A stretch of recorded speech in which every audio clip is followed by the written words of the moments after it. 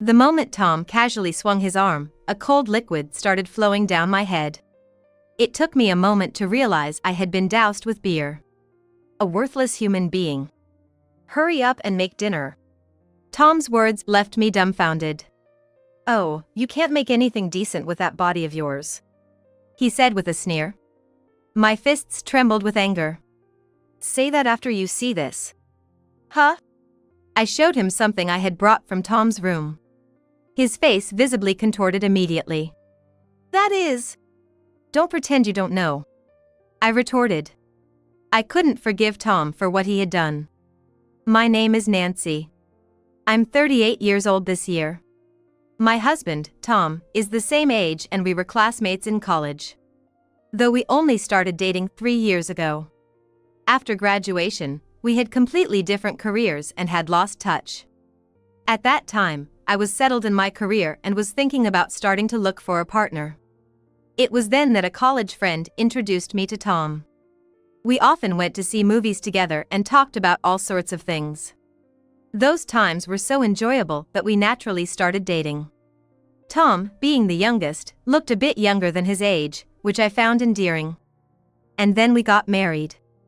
I had been living peaceful days, but there was one thing that troubled me. Tom was bad at tidying up and had a habit of hoarding everything. Every time he made a mess, I ended up cleaning it up. Tom would say my bad as the clutter grew again. Just like a little child. Despite this, Tom didn't have any other issues and his kind nature remained unchanged. I think I was happy, even though I always complained about him not tidying up properly. Eventually, we were able to own a small home. My family, who are in the real estate business, happened to own a house and gave it to us at a bargain price. Maybe it's time for kids. Do you want a boy or a girl? We would have such peaceful conversations. It seems like a distant memory now. Everything was going smoothly, unquestionably. Until that day. One day, Tom insisted on seeing a movie that he really wanted to watch. Going to movies was a hobby we both shared even after getting married. It was common for us to go see a movie together. Normally, I would have agreed immediately, but they say a storm is coming this afternoon. I looked outside the window. The sky was already filled with gray clouds. But today is the last day it's showing. It's our last chance. Well, after hesitating, I decided to go see the movie. Little did I know, this decision would change my life forever. The movie was wonderful. I was glad we went to see it, but the problem was what happened afterward. The moment we stepped out of the cinema, we were hit by heavy rain and strong winds. We hurried to the taxi stand near the station. As we quickly walked down the street lined with buildings, suddenly, a sharp sound came from above. Right from above. Looking up, I saw a sign mounted on top of the building that was being peeled off by the wind. And it was about to fall. Watch out! In a split second, I pushed Tom away. The next moment, a tremendous noise erupted and I lost consciousness. When I woke up, I was in the hospital. Apparently, I had been hit by that sign and was injured. I could see the faces of Tom, looking grave, and the nurses and doctors. From their expressions, I had a bad feeling. What the doctor explained was an unbelievable fact. I had been unlucky enough to damage my spine when hit by the falling sign, resulting in paralysis of my lower body. It was something I couldn't accept. Days of anguish and tears followed. Why did this happen to me? Why? I kept asking myself, but no answer came. Time passed even through those days. Tom, my parents from back home, my sister, and friends came to visit often, trying to comfort me. Little by little, I began to find a bit of space in my heart to accept my situation. After several surgeries, except for the functionality of my lower body, I recovered. I was discharged from the hospital. Tom pushed my wheelchair as we went home. I was surprised how difficult it was to live in a normal house with a disability. Everything required asking for help from someone else. I'm sorry, it's all because I insisted on going to the movie. Tom apologized with a face about to cry. It's not your fault, I said, smiling. To get used to reality a bit, I had to do what I could on my own. Still, there were limits, and of course, I had no choice but to quit my job. And I couldn't properly do housework either. In a wheelchair, even minor movements took an excessive amount of time. Tom took over the household chores, trying his best in my stead. As days passed, insurance money came in, and due to the construction company's negligence, compensation was paid. I casually mentioned to Tom what I had been thinking. Can we use this money to make our house wheelchair accessible? It's hard to move around in it as it is. I thought Tom would agree immediately, but... Oh, yeah. I see. His response was hesitant. The uneasy feeling that washed over me wasn't just my imagination. Looking back, if I hadn't ignored that premonition, things might not have gotten as bad as they did. At first, Tom diligently took care of me and did the household chores. But gradually, I felt as if I could see weariness on his face. One time, Tom started speaking wearily. Sorry, Nancy. I'm tired from work. Can we increase the number of times the caregiver comes? Tom had arranged for a caregiver to come in the mornings for assistance since he was at work. But since it wasn't a 24-hour arrangement, there were times I inevitably had to rely on Tom. This included meals and going to the bathroom, among other things. I always felt sorry, yet I ended up depending on Tom too much. Right, thank you for everything. I'll ask to have them come on weekends too. So, we increased the frequency of the caregiver's visits, but as a result, Tom started coming home later and later. I've been busy lately.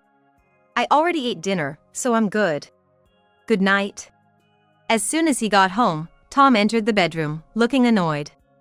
I can make simple meals, but elaborate dishes take time, so I often have to rely on takeout. I was worried that Tom would get tired of eating the same kind of meals. I really wanted to manage some proper cooking. While I was pondering, I fell while trying to get off the wheelchair into the bathroom. Thanks to the renovation, there were handrails in the bathroom, but once I fell, it was difficult to get up by myself. I had no choice but to call out loudly for Tom. Tom! After a while, a sleepy-looking Tom came. Can you help me up? What a pain. What? I was shocked by Tom's muttered response. Tom roughly helped me back into the chair. Here, you're good now. Give me a break. I was just about to go to sleep. I was shocked by Tom's cold way of speaking. This had never happened before. The stress of caring for me must have built up too much for him. A feeling similar to panic took over me, thinking I had to do something about it. I decided I needed to use the caregiver more. But hiring a caregiver isn't free. Worried about the impact on our finances, I checked our bank account balance. There should have been some of this month's disability support left. But almost all the balance was gone. I did the math, but I don't remember spending it on anything special. Maybe I should ask Tom. But since then, Tom's mostly been coming home late at night, saying he's been working overtime or working on weekends. And when he does come home, his attitude has gotten even worse. He snaps at me constantly, making a decent conversation impossible. One of the causes was cleaning up the trash. Tom would leave trash everywhere as usual, but with my limited mobility, it was difficult for me to clean up properly. Why is it so dirty? Tom continued to shower me with cold words. Cleaning is tough. You can move your upper body, right? Living with someone disabled just adds to the workload. It's really tiring. That's why I hate coming home. His harsh words left me speechless. The trash was his mess, to begin with. He used to help clean up, but my body doesn't move as it used to. Shouldn't it be natural for him to do it himself? Feeling frustrated, Tom quickly left the house. I sighed, looking at the messy house. No choice, I'll have to ask the caregiver. I'll do what I can from my wheelchair. As I slowly made progress with the cleaning, one day I noticed something odd. The watch that was here is gone. A fancy watch given to me by my family as a wedding gift was missing. Did I move it somewhere? No, I don't remember doing so. Looking closer, I realized several valuable items were missing. a necklace given to me by my sister for my birthday, a painting I splurged on, and other expensive items. What's going on? With my limited mobility and the daily struggle, I hadn't noticed until now. I tried to search for them with my limited mobility, but they were nowhere to be found. After exhausting all other places, only Tom's room was left. I had a bad feeling. When I opened the door to his room, it was, as expected, filled with trash. A quick search revealed none of the missing items were in his room. Maybe it's just my imagination. As I was about to return to the living room, a piece of paper thrown carelessly on the floor caught my eye. Looking around, there were more scattered about. Perhaps movie ticket stubs? Tom has a habit of not being able to throw them away. But that wasn't it. Picking them up, I was speechless. This is... Late at night, the front door was opened roughly. Tom had come back. Seeing Tom appear in the living room, I was shocked. He was holding a can of beer, his face flushed red. He seemed quite drunk, the smell of alcohol hitting my nose. Wait, were you drinking while walking? What are you doing? Before I could finish my sentence, Tom quickly swung his arm. At that moment, a cold liquid started flowing down my head. It took me a moment to realize I had been doused with beer. A slow, defective human being. Hurry up and make dinner. Tom's words left me dumbfounded. You can't make anything decent with that body of yours. Well, I'm in a bad mood right now, tired from work and then thinking about having to take care of you today. I just can't deal without drinking. Tom continued to hurl abuse as he sat down. We're out of money because you quit your job. Disability support? It's not even that much anyway. Even though he was drunk, it was unbelievable. My fists trembled with anger. Say that after you see this? Huh? I showed him a large number of losing betting tickets I found in Tom's room. Immediately, Tom's face contorted. That is... Tom had gotten back into gambling. The reason he hadn't been coming home was probably because of that. Actually, before meeting me, Tom was obsessed with gambling, and I had cautioned him about it. I suggested movie watching as a hobby we could do together, and since then, he hardly ever gambled. But since I started using a wheelchair, he said he didn't want to walk outside with me and stopped going to movies with me. Instead, his gambling habit seems to have returned. I looked at Tom with contempt. You probably lost again today, and you're drinking to soothe your frustration, aren't you? You barely take care of me and then blame others. Ugh. Struck a nerve, Tom faltered. That's not all, is it? I confronted him with a pawn shop receipt. You've been selling my things without permission, haven't you? Oh. Yes, Tom must have been desperate for money due to gambling, so he had been pawning my belongings. That's why things were missing. Did you think I wouldn't notice because I can hardly move around the house? Between the betting tickets and the receipts, you're terrible at throwing things away. All the evidence is still here. I glared at Tom as I spoke. How much have you wasted on gambling, aren't you ashamed? Finally, Tom showed his true colors. Shut up. We got a hefty sum from the accident compensation, didn't we? I was planning to pour all that money into the casino. But you had to use it for home renovations. I got frustrated because my plans were ruined, so I sold your stuff for money, and when that wasn't enough, I even used your money. What? I was astonished by Tom's brazen admission. That's why my money was dwindling. He claimed to be stressed from caregiving, but selling my belongings and even dipping into my savings was indefensible. What are you saying? That's unimaginable for a human being. I can't do this with you, Tom. That's my line. After saying his piece, Tom retreated to the bedroom. I decided to think about what to do next alone. Divorce seemed the only option. To smooth the process, I'd have to ask my family for help. The sooner, the better. The next morning, I immediately contacted my sister, Emily. Fortunately, it was a day off. Emily and her husband, Ken, came right over. By the time they arrived, Tom was gone, but at this point, I didn't care. I explained the situation to them. I had no idea Tom was such a terrible person. Emily's face twisted in anger as she listened to my story. She's always been a kind sister, supporting me through everything. Even after we both got married, our families continued to interact closely. I didn't know things had gotten that bad. I thought you two were getting along well, especially after the accident. Ken, with a serious expression, murmured. Sorry for the suddenness. I didn't want to worry everyone, so I kept quiet. But I can't take it anymore. Drowning in gambling and selling my stuff, even dipping into my money. I can't forgive that. Despite my raging anger, Emily and Ken advised me to stay calm. Getting heated would only play into the other's hands. We discussed handling the situation calmly from here on out. First, we'll go to the pawn shop and see if we can get back the items that were sold. Thank you, Emily. I'll help too. Here's my office's phone number. Call me if anything comes up.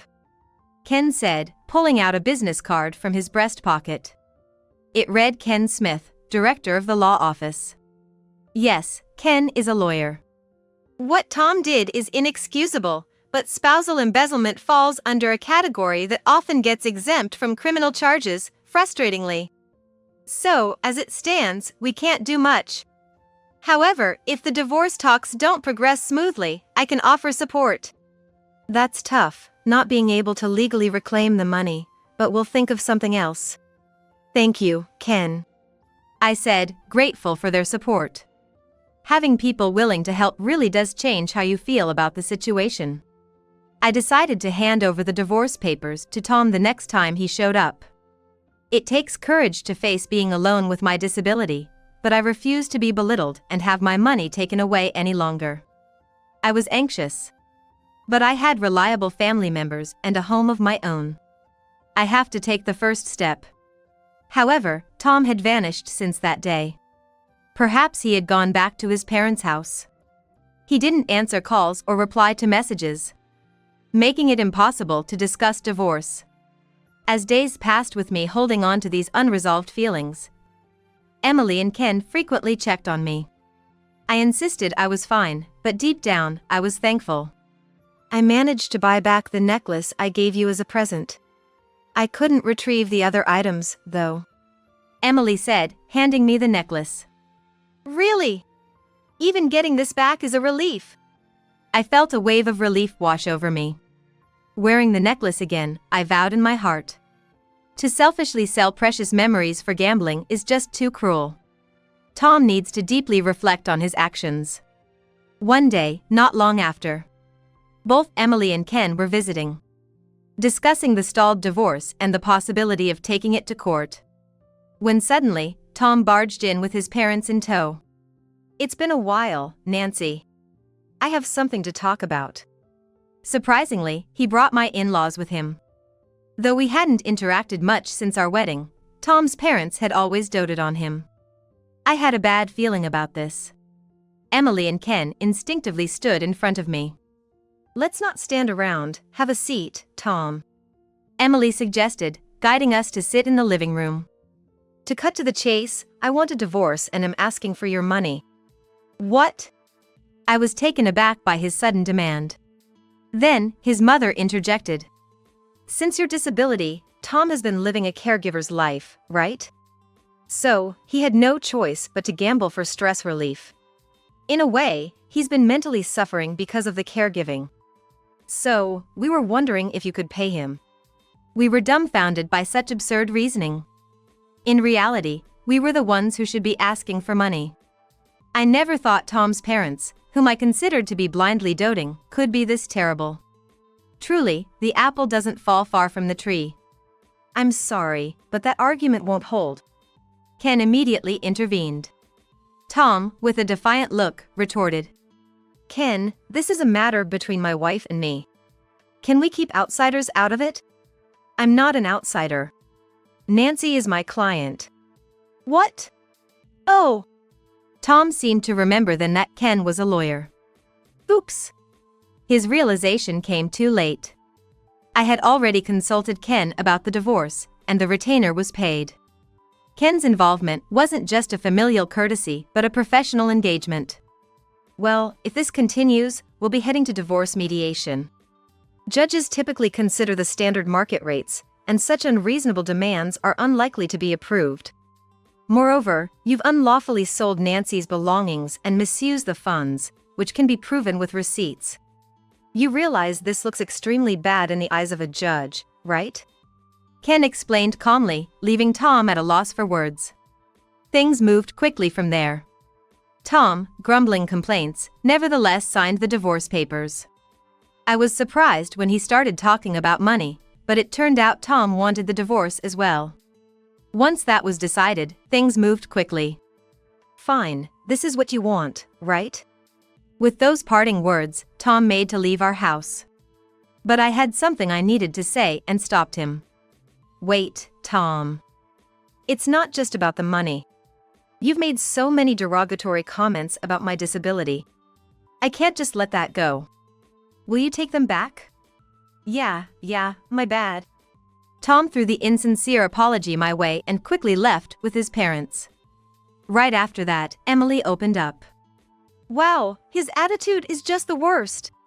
It's so obvious he's just paying lip service. It can't be helped. Now that the papers are signed, the divorce will proceed. I feel relieved it's over. I thanked Emily and Ken once more. I thought I'd have no more dealings with Tom. But a while later, one day, my phone rang and I hurriedly picked it up. Hello? Nancy. It's me. Tom? What do you want now? I was on guard, wondering why he would call after all this time. Tom began speaking weakly. I've had an accident. What he told me next was shocking. Apparently, Tom had been involved in a traffic accident since we last spoke. Fortunately, he survived, but the injuries from the accident left him paralyzed from the neck down. His parents, who had doted on him so much, couldn't handle the caregiving and had placed Tom in a facility. Having found himself in such a situation, Tom finally understood the terrible things he had done to me and tearfully apologized.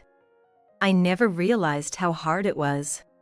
I'm truly sorry for everything I didn't think about you at all. I'll repay the money I stole, bit by bit from my disability support. Tom. I was surprised to hear Tom speak so humbly. Only after experiencing such a fate did he seem to understand how arrogant he had been. Tom's words weren't like the half-hearted apologies before, they came from a place of genuine regret. While I had longed for a heartfelt apology, fate's irony in bringing it about this way was bitter. Life is full of unexpected events. Overcoming such adversities, I suppose, is also a necessary part of life. After talking to Tom for a while, I quietly ended the call. Years have passed since then. I still live in this house. The barrier-free renovations have made it comfortable to live in, and I've gradually adapted to living alone. My sister and her husband will soon be moving nearby due to a job transfer, which is reassuring. And there's been good news. I was contacted by my former workplace. With the progression of remote work, they offered me a job I could do from home. While the salary is a bit lower than before, combined with my disability support, it makes for a decent income. And another thing. My hobby of movie watching paid off. While it's difficult to visit cinemas in a wheelchair, recent streaming services have made it possible to enjoy movies from home.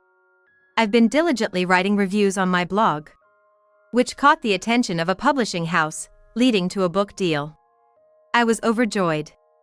After becoming disabled, my life changed drastically, and I had despaired over my misfortune. But not all experiences have been bad. I'm glad I didn't give up and kept trying, even just a little at a time. Yes, with a bit of ingenuity and courage, even someone with a disability like me can find things they can do. Never giving up hope is essential. With this in mind, I vow to continue living positively.